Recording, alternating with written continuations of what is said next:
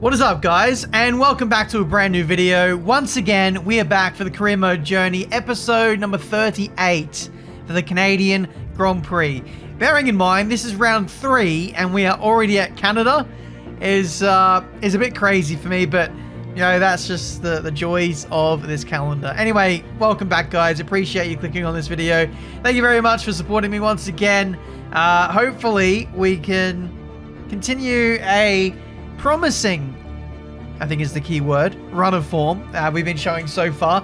The car is about 3rd or 4th, maybe 5th best car, but we seem to be within touching distance of the race leaders, of being able to win races, to challenge for the championship. First round, Monaco, 100% race, big DNF, unfortunately. Second race, we were leading, then got taken out by Charles Leclerc, I think it was, in Baku, and now we arrive in Canada, another street circuit where I'm hoping my strong form around these types of circuits can come to the fore once again.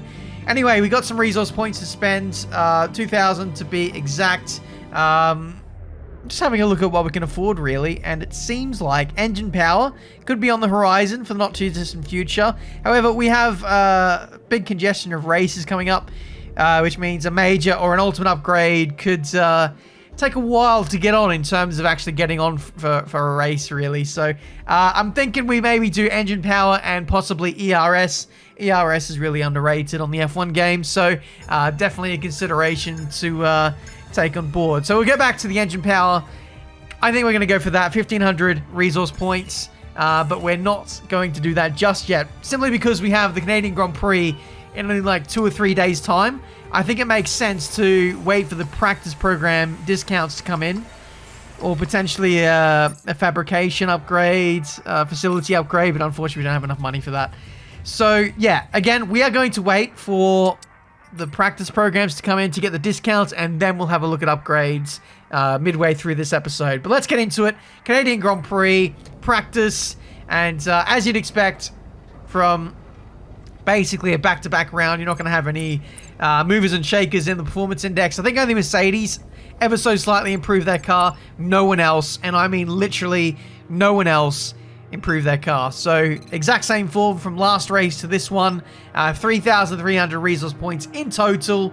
So now we are finally ready to spend some points on making this car hopefully OP.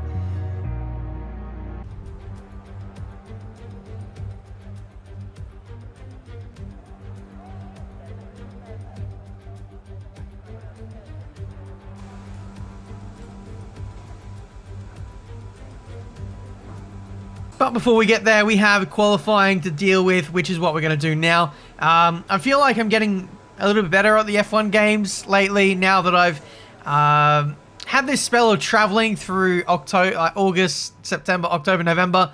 Now I'm at home for the rest of the year, and I intend to go really ham and grind through this winter IRL. And I've been on the game a little bit more recently, and I just feel... I feel better, I feel more confident, and I think we can do some special things. And with that, I'm trying to get a better understanding of setups, and I think with the way that the car is, it feels quite good, so we can probably lower the downforce compared to the normal time trial setups and hopefully get a bit of pace there, especially at a powered circuit like this. So let's get into it. Hopefully we can be in the mix. Kevin Magnussen sets the best time so far at 1 minute 9.1. We come across the line doing 9.7. Although that was my first lap of the day, so we're going to see some pretty dramatic improvements, I think, over the course of this qualifying session. I think we can do like a low 9, maybe even get in the 8s if we're lucky. But yeah, we're doing a fast lap, cool down, fast lap on this one set of tyres. Again, I haven't adjusted the tyre selection strategy, tyre allocation for this weekend. I've been caught out by that again, so we have 2 sets of softs, 1 medium and 1 hard for this quali session, which is not ideal. So I've got 2 sets of softs to get me through the whole qualifying weekend, which is, yeah, just not great. So we're going to have to do lots of laps on this first set of tyres, and then hopefully we don't need the second set in Q1. We come across the line and we do a 9.2, which is a lot more representative, and that's a purple in Sector 1, which is nice and tasty. Hopefully, that is just about good enough to get us through to the next part of qualifying. Like I said, I don't want to waste my only set of tyres in this session, so I think we're going to risk it, and we're going to fast forward to the end of the session. No one really does knock us out of this Q1 session, so we're able to progress, thankfully, although the AI times did improve by at least 3 or 4 tenths at the end there, so something to be wary of, especially on these street tracks. The track evolution is usually quite crazy. Nice to see Oscar Piastri making it through to Q2 in that dog slow of a Williams. Let's see what he can do in Q2. Let's see what we can do in Q2 with, again, this is the same used set of tires from Q1. We come across the line, and that is a really good time. 108.7. That was 4 or 5 tenths better than the time we managed in Q1. So we're definitely getting our eye in here. The track is ramping up, and we're making a couple adjustments to the setups, lowering the rear tire pressures in an effort to mean the temps on the rear are a little bit cooler, and we've got more traction. Constantly weighing up whether low rear tire pressures or high rear tire pressures is better. I think it really depends circuit to circuit what you can get away with. Purple to the first sector, and this is the brand new set of soft compound tires that are on. Purple to the first sector. We're up by 3.5 tenths as we exit the very crucial hairpin corner, and now rounding out the final chicane, which again is super important for making up lap time. Bravery is absolutely rewarded through there, and we're up by 5.5 tenths. We cross the line, and it is P2 in Q2, basically level with Fernando Alonso. So we have front-running pace in this Canadian Grand Prix. Unfortunately, we've knocked out our teammate Mark Webber. We were outside the top 10 before that final run. We've knocked him out. It's only 5 tenths difference between us and him, but the margin between all the cars between us is rather unfortunate. There's so many cars in that upper midfield front-running group that even if you're slightly off, which Mark was, you're out, and that's quite devastating for the weekend. So yeah, even though Webber, I'd say, arguably has the pace to be up there with us. I think he was even faster in Q1 than what he was in Q2, but unfortunately just doesn't make it there. So that is a real shame. This is our set of tyres we used right at the end of Q2 here, which only have about 7% wear on them when we started the lap. So they actually feel pretty good. We cross the line, and it is a 108.7, which is basically what we did in our banker run in Q2. It's good enough for a provisional pole at the moment, but I imagine everyone's going to improve in these final couple of minutes here. So final adjustments before we go out. I think, yeah, we lower the rear tire pressures even more. I've also taken some front wing off because I'm thinking maybe we have enough natural downforce in this car to get through the corners anyway, and we can just benefit with better straight line speed. But I was a bit wrong on that. We had a bit of understeer through the middle sector chicane, and we just didn't quite hook up the lap as good as some others. And quite crazily, no one else improved. Even in that final run in Q3, we kept pole position with a 108.7, which is significantly slower than what everyone managed in Q2. I was P2 in Q2 with a 108.2. Alonso did the same time, but no one improved in Q3. Maybe I'm thinking the track wasn't there in terms of its evolution. Maybe it went away, maybe it went too hot. I'm not too sure, but it was consistent for everyone. I felt like the last lap in Q3 there was decent, but I didn't think I'd be that far off, even with the adjustments made. So, bit of a puzzling one. We'll absolutely take it. We start in P1, pole position for the Canadian Grand Prix. Super short run into turn 1, so we should be, well, hopefully with my starts, just about uncontested heading into that first corner. And we'll try and run away with it from there. Now, back to the upgrades. Like I said, like I promised, I think we're going to go down the route of engine power. We can do some ultimate downforce upgrades, but they cost a little bit too much. 2.3k. I think the crucial thing is the time that it takes to get on the car. We're going to have to wait 2 or 3 rounds for that to come on just before the French Grand Prix. That's over a month away. So, oh, okay. I've surprised myself. No way! I thought I remembered I did engine power. We've done drag reduction. Okay, moral of the story is I wanted to make this car faster in a straight line. We have still done that by going with drag reduction and ERS. Race time.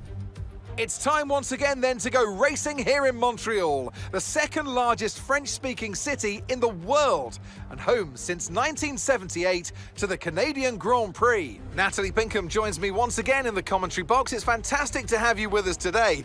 I'm curious though, how do you think the drivers stop those pre-race nerves from becoming overwhelming when you're lining up on the grid? Well, I imagine they'll be starting to feel the adrenaline as they anticipate the rundown into turn one, a bit like preparing to go into battle.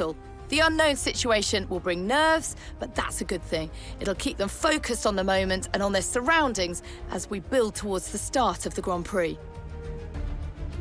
All right, here we are on the grid of the Canadian Grand Prix. Looks like it is P1 still for us. No penalties to really speak of. Webber still in P11. Strategy looks pretty boring, it must be said. However, there is a light, or shall I say moderate to heavy spell of rain heading our way at the end of the Grand Prix. So that definitely throws a spanner into the works. I am going to do something a little bit different here. I'm going to go medium to soft to get us to the end of the Grand Prix. I'm imagining the AI are going to go medium hard and kind of box at the same time. So we're going to take advantage of the fact that we don't have to finish the race on dry compound tires. Here's me illustrating the strategy we're going to go for, with the hard being the intermediate at the end of the race. That's where we estimate the hard to... or the intermediate to come in nicely. So that's the strat. Hopefully the rain comes nice and early for us to capitalize, to make the most of the soft compound tires. Also the benefit of potentially going for the fastest lap as well, while everyone else is on 2 second a lap slower hard compound tires. I think it's a nice and aggressive strategy. We have to just hope that the weather gods are on our side. So full send, trying to maximize the points available for this race weekend. And hopefully Webber can follow me through.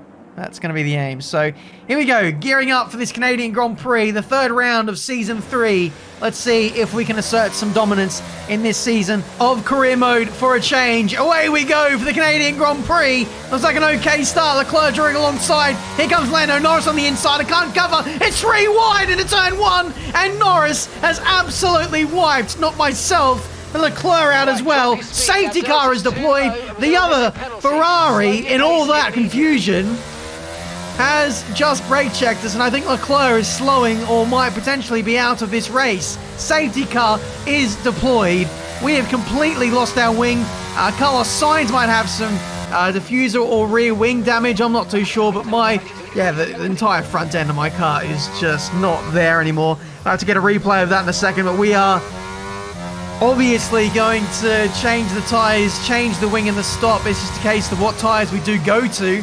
I think we stick to the plan and go to the mediums, because this safety car and the new tyres will buy us a few more minutes, a few more laps of time to wait for the rain. So I think this kind of plays in our strategy even better. So yeah, trying to make the best out of a bad situation. Norris has a 5-second hold in the pit lane, which should mean he rejoins last. We change the wing, change the tyres, and we are out and ready to go again. But here's the replay of the start. Could have got a better start, if I'm honest. Put myself under a bit of pressure here heading into turn 1. By the time I realised Norris was there and on my inside, it was too late to react. It would have, well, I thought it would have resulted in a crash. So I thought, okay, I'll be nice and I'll leave him some space. And well, yeah, that just didn't work out. Absolutely pinball between the two AI, much like, what was it, Co-op Jeddah, only a week ago. So, again, we find ourselves in an awkward situation.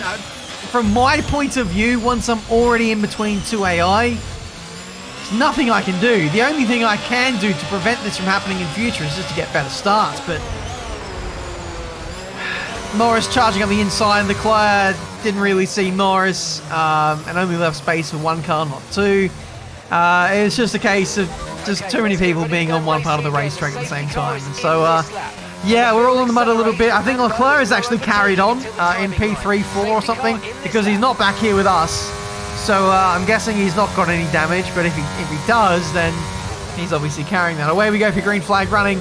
I tried to jump the gun there. I thought because the front runners were going, it meant everyone could go. So I tried to get the jump on Guan Yu Zhou there. Unfortunately, didn't work out. I had to let him go back through. And did my letting him go back through. I've had a lock up and lost all the time and nearly lost a position to Norris there. So it's not been a good start, guys. Let's not beat around the bush here. It's been an absolutely dire start. The race leaders are getting away in this race. Max Verstappen leads. We go round the outside of Zhou, just holding the racing line. We might be able to get Piastri here as he gets held up behind Tictum and the AlphaTauri. No, it's not an AlphaTauri. It is Schumacher. We get up the inside of Piastri, turns to the outside for the right-hander, and we have the better traction. We have a better car, of course. So that's pretty easy victories for us. P19 in this race. Let's hope Norris gets his just desserts and, you know, gets stuck behind some of these back markers. We've already got our first warning of this Grand Prix. 2 more, and it is a 3-second time penalty on strict corner cutting rules. We're also running simulation damage as well if you're new to the career mode. So we run the most hardcore settings that there is. We've also lowered the acclaim rate, the cash rate, and the resource point gain for the player, and it's on increased for the AI. So this is yeah, the hardest challenge you could pretty much get. We started off as a backmarker team, and here we go. I can't believe I'm doing a recap. Episode 38 of this series, but here we go. Sonoda retiring from the Grand Prix there on lap 5, and that's an extra position for us. I think we're going to need all these places we can get, to be honest, because the pace doesn't seem amazing compared to qualifying. We were the best car. Normally we have a best... massive moment for Schumacher as I was trying to explain my situation. We were the fastest car in qualifying. We're not the best car, but normally we turn out to be a little bit faster in the races, but it doesn't seem to be going that way. I would have thought we'd cut our way through the traffic a little bit easier than this, but if I'm being brutally honest here, I really have to push quite hard to get through these guys, and it's just, I guess, lucky that they're kind of making mistakes in front of me. We saw the couple of overtakes I have made out of this World Champions corner, and another one that is George Russell, absolutely speedway style, out to the last corner, and that's another free position for us. If not for these tyre temperature issues or setup and balance issues for the AI, out of this last corner we'd be, I think, even more in no man's land in this race. But it's P13, we're recovering nicely. Gotifi's got a 5-second penalty for something. Again, must have been contact on the safety car. The stewards look pretty frowningly upon that. So, yeah, no contact allowed, and it's caught out a few people. So most surprisingly, not us. I would have thought we would have got a 5-second penalty for our moments with Carlos Sainz. We get up the inside of the AlphaTauri of Pierre Gasly, who just sees us at the last minute and probably reacted a little bit too much there in letting us through. But saw it at the last minute. We kept the nose in, and our bravery pays off. Another position in this race. P12 now. Pretty much P11 already with Latifi's penalty. Then we have Stroll in the Aston Martin.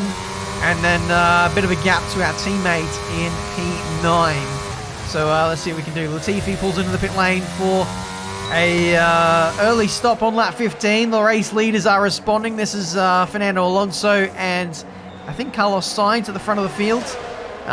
So interesting to note there that they are doing the one-stop medium to hard as we predicted. So their pace in the mid to latter stage of this race is going to be a bit rubbish before the rain comes down. Bearing in mind we are still planning to go to the softs. That safety car and unscheduled stoppers brought us a little bit of flexibility, but the problem we have in this race is our lack of pace. We have no pace in this Grand Prix relative to qualifying. We're the fastest man in the field. We're up there with the race leaders, but I feel like they've got about 2 or 3 tenths on us in this race somehow, whether it be tyre wear, battery. It's not ideal. But now I've just been told by Mark that we have floor damage, which has kind of come out of nowhere. It must have been running over a curb aggressively. We have been using them quite hard to make lap time. Okay, we think the underbody's incurred some slight damage, but nothing too serious at the moment. Just be careful. But yeah, it didn't come up on the damage indicators. So that came as a massive surprise to me when it came over the radio just 30 seconds ago. So I guess maybe that explains the lack of pace. I don't know how long we've been carrying that, whether that has actually been present on the car from lap 1. Why he's waited 20 laps to tell me we have floor damage, I don't know. But if it has been with us for the entirety of this race, then that explains a lot in terms of our lack of pace. So when you have underfloor damage, as we pit onto soft compound tyres to make the most of these tyres, to hopefully get a fast lap, when you have floor damage, it creates a lot of drag on the straights. It makes you slower. The floor isn't working as efficiently as it normally does, but also it takes away downforce. So you're not as fast through the corners, and sometimes you can be a little bit more unstable through medium and high speed corners if it's a long corner, for example. Thankfully, Canada doesn't really have many long winding corners, apart from maybe the middle sector chicane. But, you know, apart from that, we should be okay. It's just going to be the lack of straight line speed which catches us out. And I tell you what, I'm definitely noticing it now. Just watch on the straights, particularly the back straight heading into the Wall of Champions chicane. Especially if we're up against an AI, the difference in speed is quite dramatic. And, yeah, it's that first lap has just really ruined our race, unfortunately.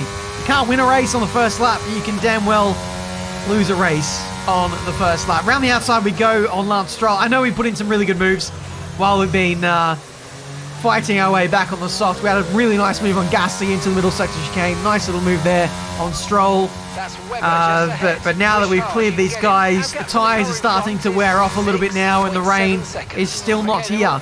It's become quite evident that we are struggling in this race, not only for tyre wear, but more or less pace. But finally the rain arrives. 5 laps to go in this race, and it couldn't come soon enough now with our tyres really starting to die off. That is Pierre Gasly behind us. We are going to dive in actually and go all in for this intermediate strat. Oh my god, it's worked out perfectly with a DRS getting disabled just as we pull into the pit lane. Our tyres are 1 or 2 laps away from, I think, going off the cliff or being past the crossover point. And I just thought, we've only got 1 point against our name. We may as well go for a risk. We did it in Malaysia 2013. We can do it now. And yeah, what have we got to lose apart from just 1 point? So we're an early adopter onto the intermediate tyre. The AI are probably going to respond on this next lap. So it's important to make lap time now while the track is, you know, suiting or favouring the intermediate tyre. These guys are going to be struggling for traction, struggling for grip on their old hard compound tyres. Just got to hope that our intermediates can hold on and not really overheat too much while the track is still relatively dry. But I've got to say, the pace between the dries and the inters is very similar at this stage. You can see the difference in straight line speed, even with us pressing the overtake button right at the end of the straight. You can see us losing a bit of ground to the Alfa Romeo as we turned it off, and then yeah, it was not good. So yeah, it's not good. It's not good, chat. We have low ERS. We pretty much melted all of our battery trying to get past Guan Yu Zhou there on the last lap, and now as we turn off the battery, that's just the difference between having a broken floor and having a working one. As we go round the outside of Dan Ticktum in the Alfa Romeo, we are now into 18th place. George Russell is responding on the next lap, and surely the AI are not coming in for the rest of this race. This is an unscheduled stop for George Russell, and he's decided to go on to the intermediates, but everyone else in this field is not reacting. They are being stubborn on their dry compound tyres, which could massively play into our hands as we overtake Latifi. Now we're on the back of the Alpine of, is that Ocon? No, it's Magnussen in the Alpine, which puts us up into P14. Next is Stroll and Schumacher. We're just dancing around these guys like they're an F2 car at this point. We've got a lap and a half remaining in this race, and we need to make it back inside the top 10 to reclaim our natural position in this race before the final stop, which is Lando Norris, the guy who took us out on lap 1, corner 1 of this race. The gap is 6 seconds, and with the track being as wet as what it is, surely we're going to gain 10, maybe 15 seconds a lap at this stage of the race, with the track being as bad as what it is. Using a bit of overtake here. but eventually going to have to turn the battery off because we need to save it for later. Gasly getting away. We're going to try and hold it around the outside into the last corner. Gasly sliding and pushes us off the circuit. We have to take the escape road, and we take the bollard route, which is, you know, part of the regulations. If you shortcut that chicane, you have to go all the way around the bollard to avoid getting a corner cutting penalty or warning. But even despite taking the detour, we still managed to jump Gasly, who had a terrible run on the hard compound tyres on a fully wet track. He just had no traction, no grip, too much rear bias on the brakes, and nearly resulted in a massive crash between the two of us. We are through now for P11 in this race, but it's the last lap, and Norris is only 5 seconds ahead. So hopefully, in the next few corners, we can get this done, because I'm not favouring my chances of getting a move done into that last chicane anymore. With the lack of straight line speed, with the unpredictability of the AI on these damn near dangerous tyre conditions to be in. I don't know why they've not reacted, but we are now in the point as we dance around the outside of Lando Norris. Max Verstappen has won the Grand Prix. Patience has paid off for the AI, who have opted to maintain their track position, just about getting to the end without any casualties, it has to be said. There was a couple of people who had a squabble on that last lap, had some front wing damage. I think it was the Alfa Romeos, but we're coming around the last corner now to round out a pretty disappointing but equally crazy race. P10 in the Canadian Grand Prix. Okay, pick up rubber and bring it home. Awful race, points-wise. We just need to start better, and we won't get ourselves in these situations. So as they climb out of the car, the Red Bull team are ready and waiting to celebrate a thoroughly deserved win.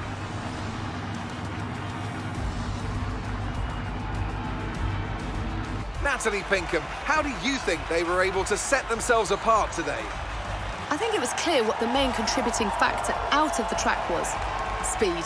It sounds like an awfully reductive statement, but fast cars win races, and we saw that today with our winner.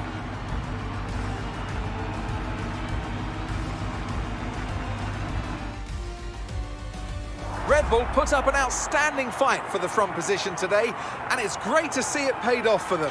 They do so much for the sport that you can't help but be delighted by today's race win. Well, there we go, guys. That has been the Canadian Grand Prix. In the end, it is domination from Red Bull, domination from the McLarens as well, filling out the podium. We just didn't have an answer to the pace of the AI, even in the early laps.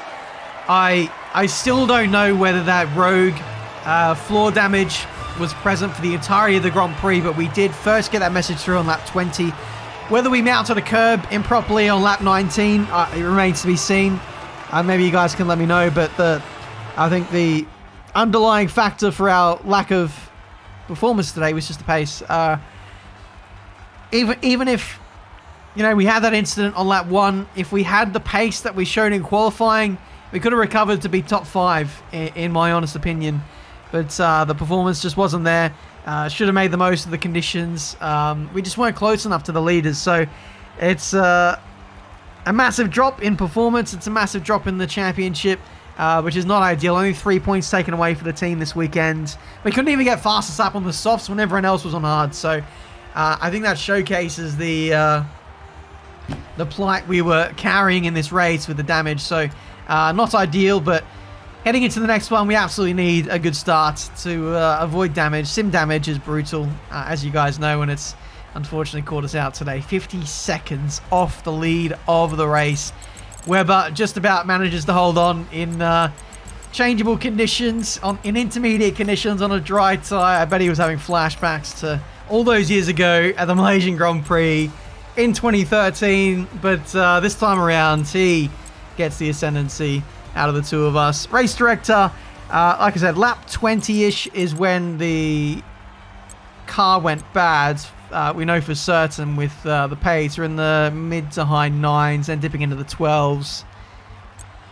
I don't know. Maybe we had that issue from lap 1, and I just didn't notice because the pace just wasn't great throughout the entirety of that Grand Prix, particularly at the end on the softs. I think maybe it was a bit of a mental thing as well. Just knowing that I had floor damage, I think I probably started driving a little bit differently, which was not ideal. The best we could do was 11.7. I don't know. We were only a few tenths faster on our soft than what we were on the medium, which was definitely a little bit off for me there. But we now stand 8th in the standings, 1 point away from Sergio Perez. Unfortunately, 39 away from Robert Schwartzman, who gets a big free kick in this race. Lando Norris gets his just desserts, I suppose. No points in this race. We're able to take that final point away from him, but not a ideal start to the campaign for him or Ferrari, now overtaken by McLaren in this latest race. So there we go, guys. That has been this race for today, the Canadian Grand Prix. I'm not too sure what racetrack we're heading to next. I believe it is Austria. So another good circuit for me. I really do enjoy the Austrian Grand Prix. One thing we do know for certain is we need to get better at these starts and just avoid these kind of situations, especially when we're a front-running team. Carlos Sainz, how he got away with that, I'll never know. That should be a penalty every day of the week, and I don't know how he didn't get damage either. But we move on. Supremely unlucky at the start there, but we got to start making our own luck. So leave a like, subscribe, and I'll see you guys next time for what I believe is the Austrian Grand Prix. I'll keep the upgrades going.